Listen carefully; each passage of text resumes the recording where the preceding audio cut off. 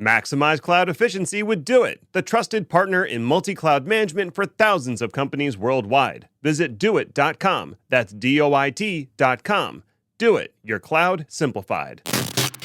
Packet pushers.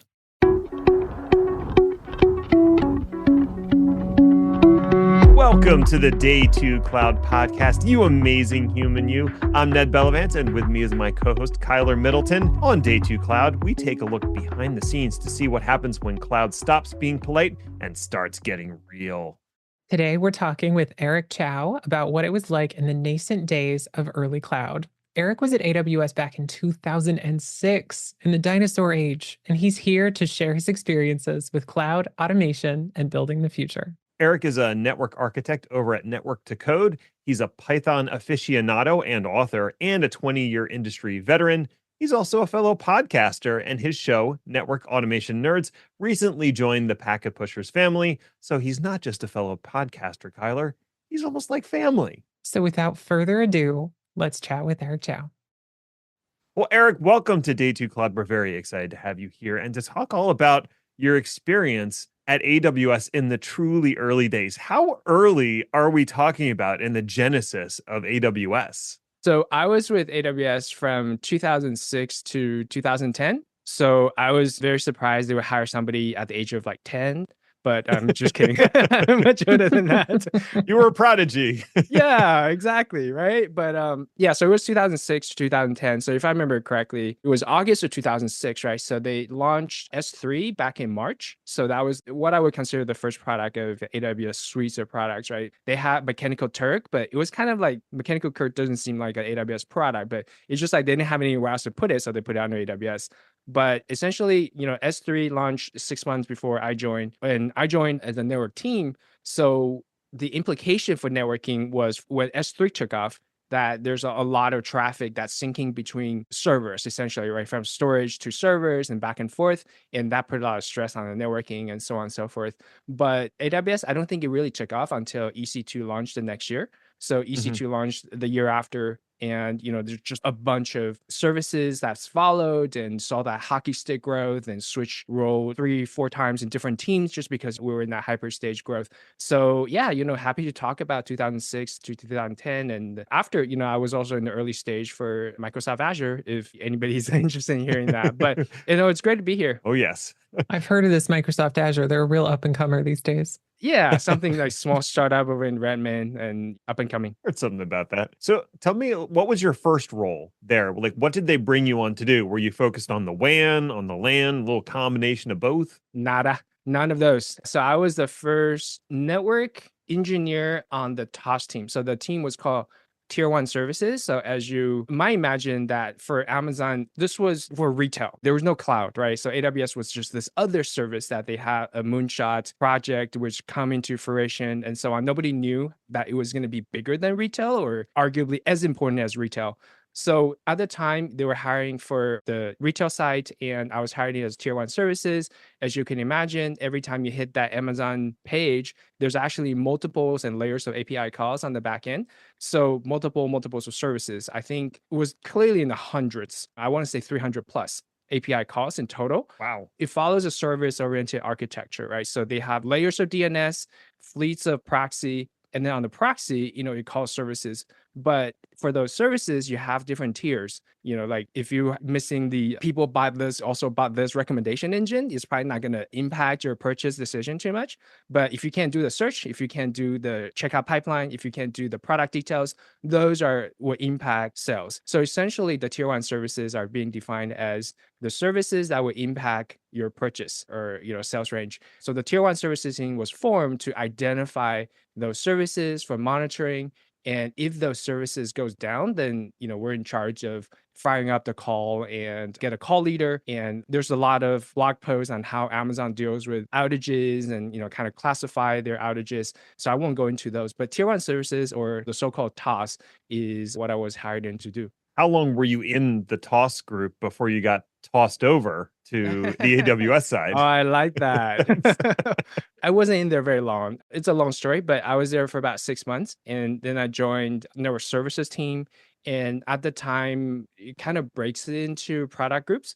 So we have like remote sites, we have data centers. We at the time didn't break out into like a border team, but if you go back to kind of James Hamilton's 2010-ish talk on reInvent, it kind of specified the kind of breakouts of the networking team. So they kind of align with the product technology classification verticals. So I was at TOS for about 6 months. Then I went to the network engineering team. I think we all started with remote sites. So, like fulfillment centers, warehouses, and call center, those type of teams are a little bit easier, not as complicated as data centers. So you kind of switch around. So overall, I would say I was at TOS and I was in the remote team, then on data center, then I was on the border team. And then for a while, I was in the telecom team. So we were the biggest SIP deployment at the time, I think. And, for call centers, and I was all over the place. Yeah, how about it? It sounds like a startup where you have a job for 3 months and then the role or the company has changed so much, like you need a different job. I have been there in a past life. I grew a call center specifically from hotlines to SIPs and from Right. 15 agents to 250 over 2 years. And I don't even think that approaches the scope and the scale, the velocity at which you took Amazon. For sure. So Amazon, I think it's still like probably written on the wall somewhere that it's always day one. So that was Mr. Bezos and now Andy's mantra, one of it anyways, right? It's always day one. So I believe there's even a building called Day One Building. So very much like a startup, you're encouraged to rotate and to make an impact.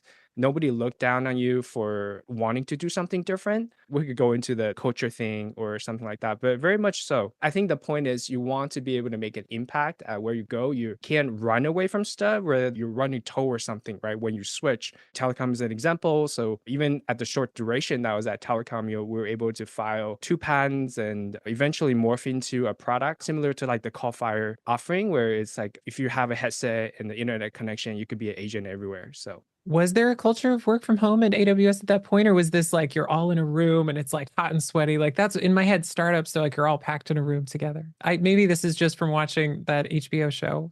yeah. There's no work from home. In fact, as part of the TOS team, you're actually on call and 24/7 monitoring. I mean, you do rotate a handout between US and Dublin, but you are required to have 24/7 coverage in the office. So that was part of the overhead burden for that team.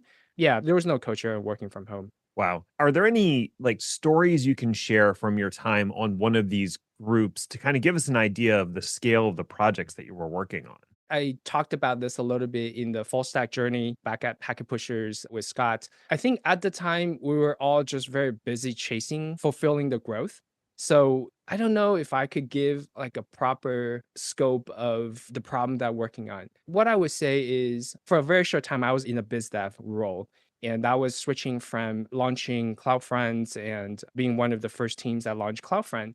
And I would say the velocity of deployment and the projection that we give people, especially when we're switching from a traditional bandwidth buying company to a direct peering and settlement for peering, the tier zeros of the telecoms, that was unheard of at the time. I mean, usually you go with the AT&Ts and level threes when you talk about settlement for peering. And when we approached them, they were like, Amazon, like we'll happily sell you bandwidth for $10 a meg, right? But why are you, wanting to do settlement for pairing? What's your projection? And we give them those numbers and they just didn't believe us. But a year later, they were, coming back to us very open to the idea of, open pairing and having a fraction of what you would pay for a bandwidth purchaser. So I think that in a way, I guess that's sort of an example of how fast we were growing and, your mindset had to change along with it. Hmm.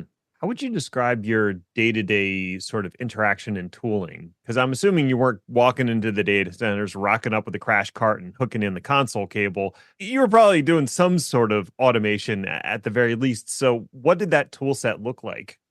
Well, I think for Amazon at the time, it was very much dominated. I mean, remember, this was 2006, right? So Right. automation was in place, but Python certainly wasn't. At least it wasn't a clear winner for Python. It was Hmm. mostly on Perl and it was mostly whatever tools that people gave us. If SIP proxy uses this tool, then we're happy to take that. If it uses SOAP, we would use SOAP. So I think the tool set actually fluctuates. And I think that's one thing that, you probably know about Amazon and other public cloud provider is they're very willing to switch out their tool sets, and they're very open to find the best tool for the job. They're not afraid to try new things or find the best tool for the job.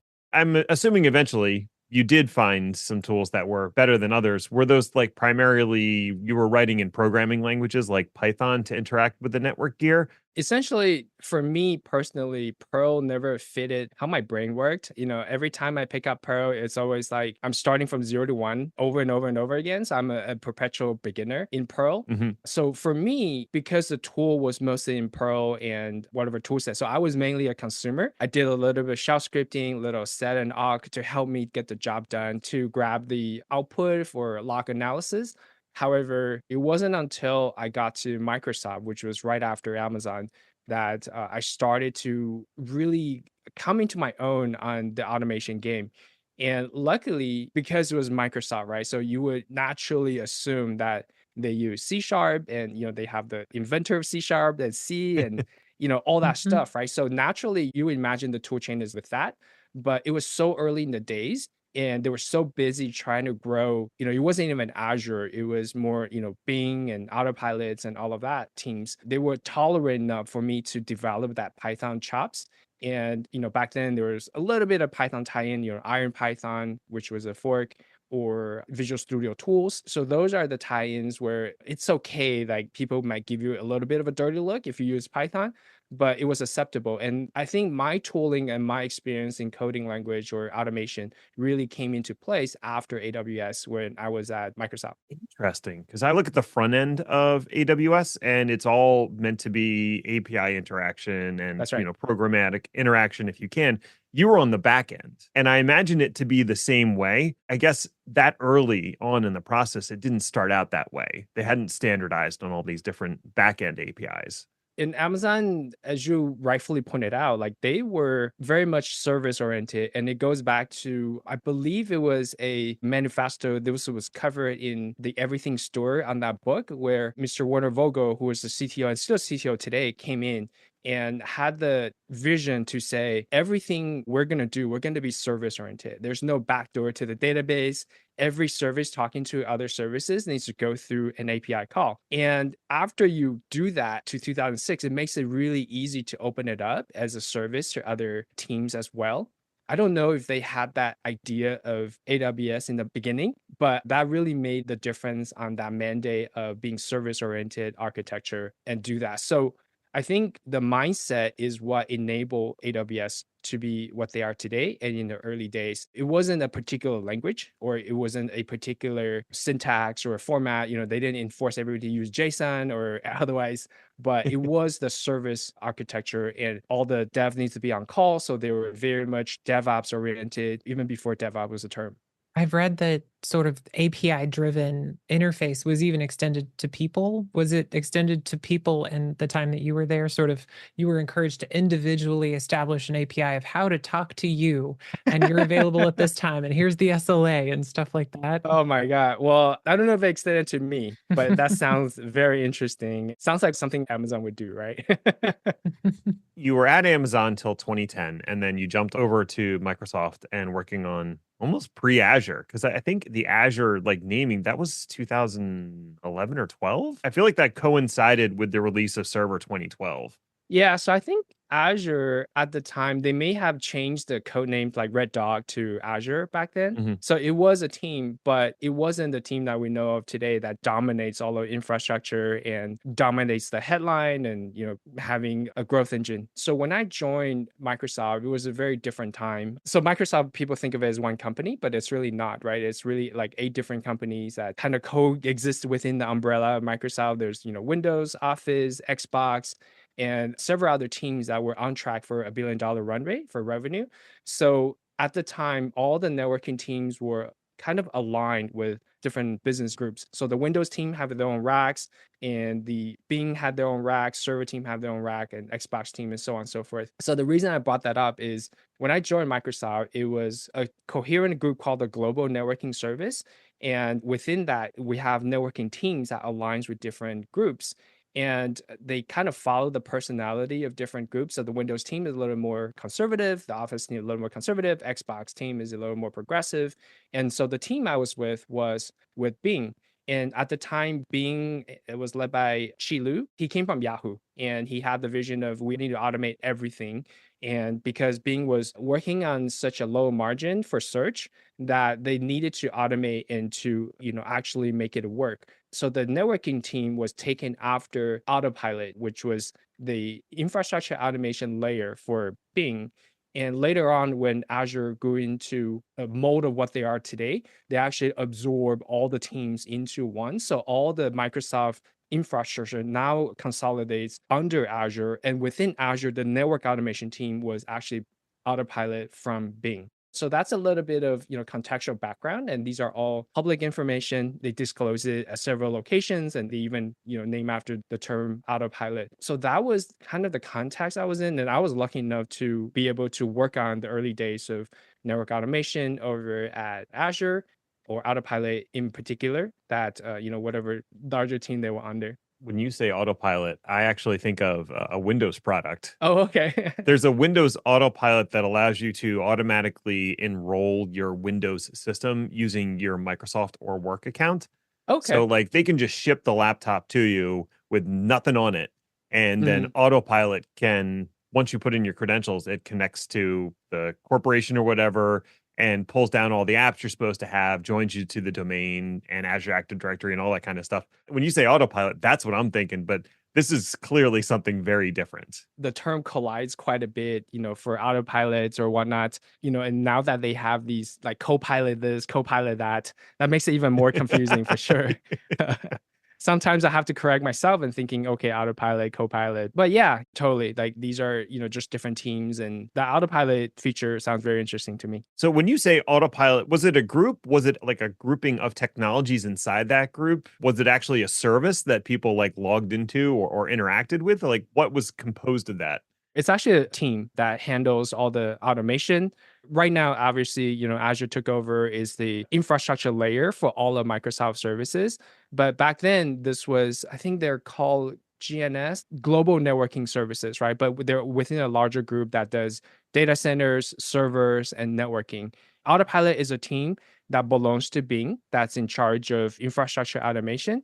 And the actual, data center builds and, network provisioning, server provisioning, that's a separate group. So I know this is very confusing and it's almost irrelevant because nowadays, like everything is consolidated, but it was all interesting in kind of learning the two different companies, the two different systems, combining with my own professional and personal growth at both companies and having different exposure. So that really was my takeaway from that 10 years of experience of working at both AWS and Microsoft. Without asking you to trounce anyone in a comparison, how did they compare? Like culturally, tech stack wise, what sticks out in your memory? I think Microsoft is definitely more conservative, but they also take care of their employee more. As you mentioned, AWS was very much has a startup mindset. You're constantly trying to push toward this goal. You have these goals that are almost very much a stretch goal anywhere else, but it's treated as normal goals and you're expected to hit them. And if you don't hit them and everybody else around you did, you don't feel very good about it, right? So that's just how the company operates. For Microsoft, because it's more established, it was, established maybe 20 years before Amazon took off. So 1996, and I know Microsoft was in the 70s, right? So they actually also had the luxury of having a cash cow of, Windows and now Azure backend. So they have less employee, more money, more history. So they were able to take care of an employee a little bit more. I mean, the healthcare benefits for Microsoft is unparalleled. It's the gold standard. So that's part of the reason why I moved, because I didn't have kids. I was able to dedicate a lot more time for the work when I was with AWS. But as you grow a little bit older, you have family, you have personal life, and now you're looking for more of a stable environment. And that was part of the reason why I moved over from AWS to Microsoft. I've heard nothing but good things from the Microsoft employees in my network about working there. Just great benefits, great culture. Yeah, like people complain about when they shrink the, software beverage selection from like 30 to 15. So Oh no. first world problem, guys. First world problem. So how long were you at Microsoft? When did you leave there? So I was there twice. Okay. So I joined in 2010 and I left to work for a startup and then I came back. But even when I was with the startup, I was a vendor and Microsoft was one of our biggest customers. So I was an SE or professional services on the campus. And when I went back, I was into Azure Group in proper and I was the second reliability engineer or whatnot the second time around. So all in all, I would say as an employee, maybe 5 years, but as a associate, whether that's an orange badge or whether that's just a vendor, probably 8 or 9 years. You joined an SRE team. That seems pretty early on in just the use of that terminology. Exactly. That was when Google really made that term and everybody now starts to hire SREs. And it was just a fashionable thing to do.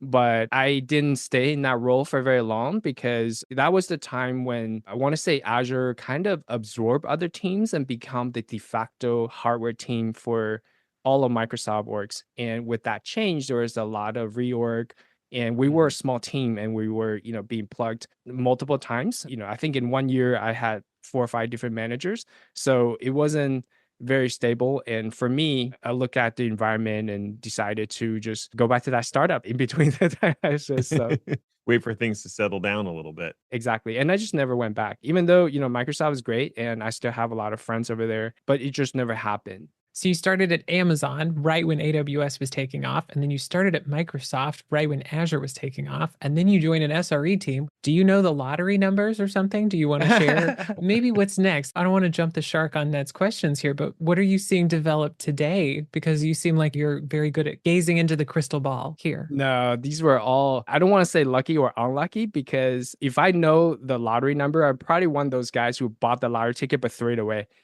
Because as people would tell you, so you're right, it was the early days, it was a tremendous professional growth, and you had maybe the stock options or the stock grants with the strike price of like $30, and when by the time you left it was 100, and later on it was like thousands, right? But I never had any of that. I stupidly sold every time they vested. So that's why I said even if I had the lottery number, I probably would like throw away the ticket or like put it in the dryer or washer or whatever, right? Yeah. But it was definitely a tremendous time for professional growth. I would say it really stretched your mind. I think there's a saying, once your mind is stretched, it's like rubber band, you can never go back. So now I am more fearless. I know I've seen how things are done, how things could be grown. And a relatively small group of people could actually make tremendous impact on teams. So I think that's my takeaway, not monetary, but professional growth wise and just kind of the mindset. I'm curious about your time at Azure. What portions of the network were you responsible for there? At Azure, and this is public knowledge too. So if you go to building, I believe 92, they actually have a shelf or like a glass display where they display the different versions of Azure data center architecture. So they do like V1, V2, V9, V9.5, and so on and so forth. So where we were involved in as an overall architecture, if they do change something, it could be has everything to do with networking or it has very little to do with networking. So for example, the way that because the cloud was such at a rapid growth, they don't even retrofit the architecture anymore, right? So it's almost like, okay, we're at version 9 now, but the next data center we're going to build is in version 10. And they just didn't expect we're going to be version 11. It's not worth our time to go back and retrofit. We're just going to have them organically phase out. And by the time we build 10, version 9 is already out of date. So we're just going to tear everything down and build version 12. Right. So as they go through the version, sometimes it's very impactful if they say switching from a 1 gig internet port to a 10 gig internet port, or if they switch from a traditional network architecture to a spine and leaf architecture, or, it's spine and leaf, then they have another layer on top of it or so on, or they change the border architecture or whatnot. So as the data center architecture change, if it impacts networking, then the whole team would just all hands on deck, right? We're trying to build the team, we're trying to provision the network as accordingly, or it could have nothing to do with it. Because if you happen to be in that building and you saw those architecture, sometimes the biggest change was going from fitting 2 servers within a 1 RU pizza box, right? And then they share the power supply so that it could be more efficient distributed or something like that. Then that has nothing to do with networking. So I think, as far as the group that I was in, it was basically just going from one architecture to the next. If we're not working on the current architecture, we're talking about the next phase of architecture. And a little bit of that was also to be forward looking, to be engaged with the community, see what's on the horizon, because Microsoft is Microsoft. They're in very much plug into all the different groups. Like, that was the first time I heard about software defined networking, right? So then a few of us went to either the first or the second OpenFlow symposium that's hosted on like the Stanford University lawn and so on and so forth. So I think that's pretty much consists of what I was doing at the time. It was, working on the current architecture, looking forward to the next architecture, and then also once in a while kind of poke your head up and look at the industry and see what's going on. I love that model for seniors. I was asked at a conference, like, what should seniors be doing? How do you peg your architecture versus how the industry is changing? And I think that's exactly correct, in my opinion, too, is like when you're a senior, your role is outside the company. You should be looking out and bringing stuff in. And that's fascinating to hear about it from Microsoft. Also, to hear about immutable data center architectures. So you don't go back and fix it. You don't upgrade it. We just abandon that one and we go build a new one. Like the scale of cloud providers is just staggering. Wow. Yeah, it was kind of interesting because, I think you mentioned scale, and that was the biggest impression that I took away from just working for AWS and Microsoft is the scale that they operate at. You're talking about building a data center close to the river, right? Because I'm in Washington State, so close to the Columbia River, so that you'll have cheap wind power and hydropower, and you have cheaper land and so on because of the scale. So if you're based on networking requirement, you would never build it in a piece of land out of a bit of nowhere. But in this case, the scale really of, power consumption and just the square footage of that data center prompts everybody to go build in that location. When I visited the data center, you would drive down and it would just be in the middle of nowhere. And then you'll see, this is the Verizon data center. This is the Yahoo data center. Facebook is building here and Microsoft is here. So I think that scale of whether it's because of growth, business demand, and everything, that really was the eye-opening part for me is, again, you stretch your brain into a little bit more wide and I think in terms of scale. Maximize cloud efficiency with Doit, the trusted partner in multi-cloud management for thousands of companies worldwide. Doit's innovative tools, expert insights, and smart technology make optimization simple. Elevate your cloud strategy and simplify your cloud spend. Visit doit.com. That's DOIT.com. Doit, your cloud simplified. Based off of the scale we're talking about here, because you're designing systems that are not just responsible for handling a couple racks or a couple rows. This is like, an entire data center worth of networking, and it's being done at a scale that's not done many other places. When you're coming up with a design and an architecture, how do you validate it given the scale of what you're trying to do? Yeah, so I think at the time when I was with AWS and Azure, I was pretty much a middle level engineer. So I wasn't, in fact, doing a lot of the architect. It was not a lot of leveling difference. So you feel free to, talk to the architect and the really, really smart folks that are doing the design. But, at the time I wasn't, part of the data center design team. However, we were part of the team that initially launched CloudFront. In fact, I think I built the first 8 sites for CloudFront and, before I move on to the project afterwards. Yeah, so I think the scale of design is a little bit different rather than for the whole data center or you're building a new service. That challenge is more in the legal kind of setting up any new services that or picking up a location even for services, right? So for example, edge caching is nothing new, even at the time for CloudFront. There was Limelight, there is Akamai, and so you actually have a reference design. But the challenge is more on the business side, which location to pick and what are the legal ramifications of picking a country or picking at different locations within the states. Because if you remember in the dark ages of internet, Amazon pretty much was a retail that was protected by no local tax for the states that they don't operate in, right? So the California for a long time, they didn't want to go in. And if you remember the reasoning, one of the 3 reasons that Mr. Bezos picked Seattle was because it's not California. So you could actually, sell to Californians automatically 10% cheaper than everybody else. The legal ramification was to build that CloudFront, you have to look at which states that we're able to participate in, along with the bandwidth requirements, the pairings, and obviously rack and colocation costs. And if you expand that out to international, which countries should we be in? And that has something to do with being the first AWS service out there, say in Singapore, in India, in Japan, and in Taiwan, or God forbid, China. They're not there, but it was part of the evaluation criteria on what to do. So technically, it was pretty straightforward, but business-wise, it's very complicated. You work across a lot of different teams. Again, that goes into professional development, right? So I was never the one who said, I don't want to learn about that because it's not in my job description. I'm always saying, okay, who do I need to talk to? Which book should I read to get more about this? And network engineer is just a job title.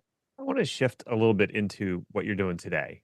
Okay. I was looking at your LinkedIn profile, and it sure seems like you are now like a professional author, educator, and podcaster full time. Is that accurate? No? Okay. No, unfortunately, right? Like, I don't make enough to support the family. No, I'm a network architect at Network to Code. So shout out to all of my posses. If you're listening, thank you for giving me the opportunity to join Network to Code. So as you guys know, Network to Code is a professional services firm, as well as based on an open source product called Nautobot, which was a fork from NetBox a few years back. So, I'm there now. Previously, after Microsoft and before NTC, Network to Code, I was with a company called A10 Networks, and I was part of a security researcher. We're doing a lot with security infrastructure, better posture, DDoS detection, and DDoS mitigation. So I've always liked writing. I've always enjoyed making contents. But those, unfortunately, still a side gig for now, my passion projects. Tell me a little bit more about what Network to Code does, because I've heard the name before, but I wasn't really entirely aware of what you folks do. Network to Code actually provides professional services, and I'm only there for about 4 months. So this is what my understanding was. I'm sure the founder, Jason, would correct me. And like, if he could reach out over the mic and hammer me in the head for some of the wrong answer, I'm sure he would. But essentially, we are a professional services firm. We offer a consultation for, we will go in and we'll evaluate your network, and we'll give you consulting advices on the workflow that you can improve, how to do network automation a little bit better. And on top of that, we're also the sponsor of an open source project called Nautobot, which is the network source of truth. And we predefine a lot of relationship for golden configs, or your device lifecycle, getting the network source of truth from different source of record. Like if you keep your IPAM in Infoblox, if you keep your workflow within ServiceNow, we interact with those, but we're keeping the network data as a source of truth for Nautobot. And because it's an open source project, so we do offer what we call the fast track services. We'll come in and help you launch that service, do the data population, and do the documentation so you could continue to maintain it. Or, we could also offer services that comes in and do the extension that's very customizable for you. Maybe you're a financial service company where you can't take any off-the-shelf solution, but you're happy to pay professional services, staff augmentation to actually build a Nautobot app for you. So it is an extensible platform where we openly solicit open source contribution, and we also go in and build the apps for you. In your day job, consulting, are you seeing a lot of network automation like in the cloud space on day two cloud, or are you seeing a lot of automation like in the data centers, or is it both? Is it all of the above? I think because of the companies we deal with, so Network to Code very much has the customer base that's in the kind of larger enterprise space. If you think of the banks, if you think of financial services, if you think of, large retailers, they are in the process of moving to the cloud. And, so we're actually seeing more and more of that. And again, I've only been there for 4 months. So those are my exposure to it. So mostly large enterprise. And, especially for some of the large enterprises, they really prefer on-prem, especially for, their network devices on on-prem, right? So they want to have that database or source of truth within their premise. However, we do see Azure DevOps pipeline. We do see integration with ServiceNow, which is cloud-based solution. So I think it's a little bit of both. But as far as the networking wise, on-prem still dominates. Have you seen additional growth based off of what's happening with AI right now? Because I know a lot of enterprises and those types of businesses are a little concerned about using the AI services in the public cloud. So they're either allocating some rack space of their own or renting some rack space to throw some AI gear in there. Have you seen that have an impact on the networking side at all? Not really. I think everybody's talking about AI very much like what everybody was talking about SDN before. Hmm. It's almost like a checkbox, right? You need to have an AI story. Right. As far as like really, how does it help you, Ned, or how does it help you, Kyler, on your day-to-day job? I mean, those are still yet to be defined or yet to be seen, but everybody racing to find an answer to that, in my opinion. So as far as I could see, and this includes, me interviewing on Network Automation Nerds podcast, or it's just me talking to the community, it's yet to be defined. So I'm super interested in what you guys' thoughts are as well. And related to that, I have started to see Kubernetes pop up absolutely everywhere. And that's nothing new. That's been around for a few years, but we're really starting to see it in more places. And it's basically its own cloud within your cloud, right? Like it's its own VNet. It has its own rules. It has its own automations and controllers. So, and I'm curious just how this is evolving in your corner of the world. Do you see network engineers learning Kubernetes in order to manage it? Or do you see DevOps and software engineers learning enough network engineering to manage those? Like, what's the overlap? Who's in charge of Kubernetes? I think that's a very interesting question. And I'm going to put on not my NTC hat, but my network automation host hat, right? Mastering Python networking book, on sale now on Amazon. This is purely from my personal perspective. Let's just say this is in the middle. And on one end is network engineer learning toward that. And the other end is developer going toward network engineering. When it comes to Kubernetes, it's more on the system engineers, going toward network engineering. However, on automation side is more on the network engineer base and then learning a little bit of programming. So somewhere in the middle is the answer. What I'm seeing is the systems engineer and the developer have an easier time learning about Kubernetes. I wish it was different. I wish the network engineers are learning enough to go to the middle, but I think it's just a little bit harder. I think the mindset, or for whatever reason, that's history or the baggage that we carry or just the way that we brought up. For some reason, at least the way I saw it was the systems engineers and, like programmers have an easier time adopting Kubernetes and become really excellent at it. But I'm seeing that things change. I don't claim to be a Kubernetes expert, but I do manage my own cluster for my own websites and do a little bit of tinkering around development around it. So I'm curious your thoughts on that as well, Kyler. I wish I had the answer because it's certainly still shaking out.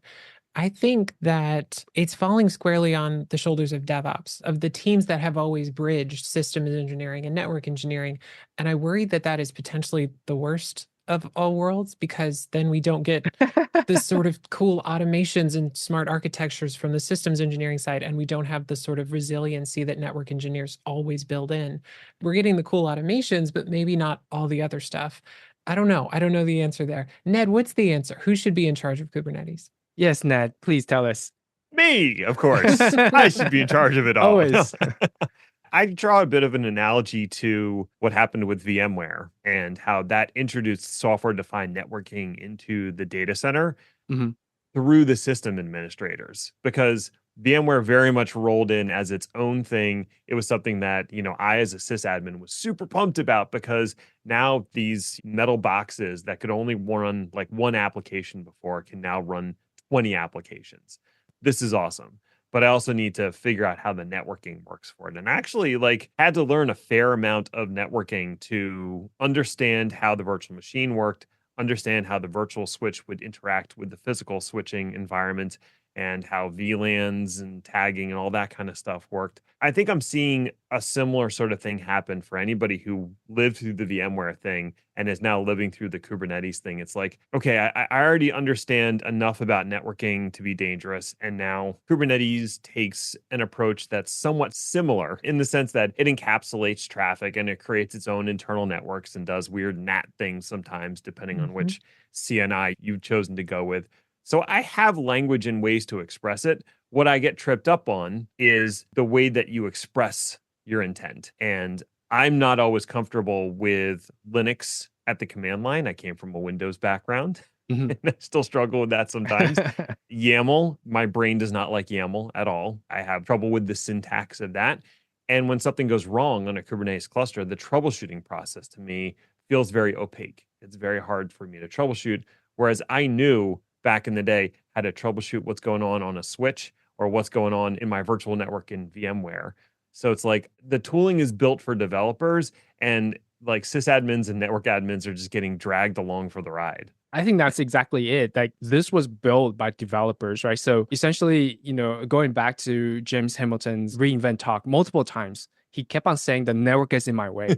And finally, some developer just said, well, let's get it out of the way, right? So if you go back to even Docker, right? Like when Docker, where you launch a Docker container, it's like by default, there's a bridge interface that's connecting everything. If you ask a network engineer to design it, they would never design like a bridge interface, right?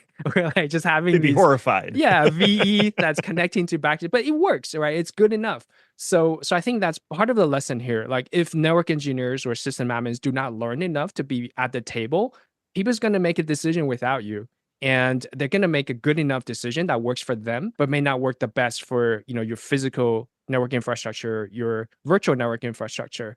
So I think let that kind of be a lesson, right? So previously, now that I'm always thinking about the Microsoft days, what drove me really crazy was not having a seat at the table. It's okay to debate the best solution. And even if the decision is not the one that you support and go support it afterwards, I'm all good for that. But not having a seat at the table for important data center or infrastructure decisions, you don't even have a network engineer participate and give their 2 cents. That drives me nuts. So I always try to butt in at these meetings, and I don't know how people feel about that. And I'm no longer there, so maybe the answer is out there. I think that's how you learn. I think that's a good way to tie this up at the end is you need to butt in. You need to be on the lookout for what's nascent, what's coming. And butt in because that's important and you can learn it. Yeah. I mean, butt in, but not be hateful or, be subject oriented, right? No personal attacks. But yeah, absolutely. I think my advice for a younger engineer is just kind of expand, right? Like, so I was in a mentoring role toward the end of my Microsoft days, and my mentee would come in and ask me, how do I advance my career, right? Like, how do I go to the next step? How do I get noticed? And I said, okay, did you attend last week's meeting with so-and-so? Or did you attend, kind of the autopilot all hands, right? And I know the answer because I was there and I didn't see him. It's a him, right? But it could be him or her. So I knew the answer to that. And of course he said no. And I said, well, then go there. And even though it's outside of your job scope, you're here. What is the top objective of the group, and what is the top priority projects for next year, for next quarter, and take a note of that and try to be involved in those projects. And those automatically gets a lot of resources, gets a lot of attention. If you do a good job, even if you just contribute, you get your name out. So I think that's, one of the advice I would give to younger engineers, just to kind of be involved, right? You don't have to be a superstar, just like open source project. You could start with documentation. You could just be there. You could just show up, and eventually, you'll find your value and your wedge that you could cut in from. Well, Eric, if people want to hear more from you, this is your opportunity to pitch the podcast, and as well as anywhere else you want people to reach out to you. Awesome. Yeah, please give Network Automation Nerds a shot. I mean, I've been hosting on my own for about 2 years, but, we recently moved to Packet Pushers. I would very much love for people to tune in, give me some advice, honest feedback on Network Automation Nerds podcast. If you want to connect with me on LinkedIn, I'm not hard to find. It's just Eric Cho on LinkedIn. And if you're so interested in reading, my book, there are a couple of them out there, but the one that most people know about is Mastering Python Networking. So yeah, thanks for the opportunity. It's really a pleasure to be here. And, hopefully I would invite you guys on Network Automation Nerds sometime. I don't know if I'm qualified, but I think Kyler would be good. I would love that. Bring it on. Awesome. It's on. Awesome. Yeah, and I definitely would recommend checking out the most recent 2 episodes of the Network Automation podcast, Network Automation Nerds. It's Python for Network Engineering with Kirk Byers. Both of those episodes, part 1 and part 2, were really interesting. So if you're looking for a good jump off point, those are fantastic. And you don't have to know a ton about Python to enjoy them. Yeah, thanks, Nat. Yeah, Kirk is awesome. And this is what I try to bring to the show is I try to show the personality behind the project, right? These are cool projects, and Kirk's been doing tremendous amount of contribution to the community. But at the same time, I'm interested in what triggers him to do all these other stuff, right? What's his motivation? What did he get out of it? How does he run his business? So I think if you're looking for kind of the personality behind the scene, that's what I usually try to get out of, is just for all of my guests, I'm interested in their background, their passion, whatever that's their drive. Awesome. Well, Eric, thank you again for being a guest today on Day 2 Cloud. And hey, thanks to you, dear listener, for tuning in. Virtual high fives. If you have suggestions for future shows, we want to hear about them. You can hit either of us up on LinkedIn or go to packetpushers.net/FU. The FU is for follow up. Packet Pushers also has a weekly newsletter called Human Infrastructure Magazine. That's you. You're the human. You're part of the infrastructure. It's loaded with the best stuff we've found on the internet, plus our own feature articles and commentary. It's free and it does not suck. You can get the next issue via packetpushers.net/newsletter. Until next time, just remember, cloud is what happens while IT is making other plans.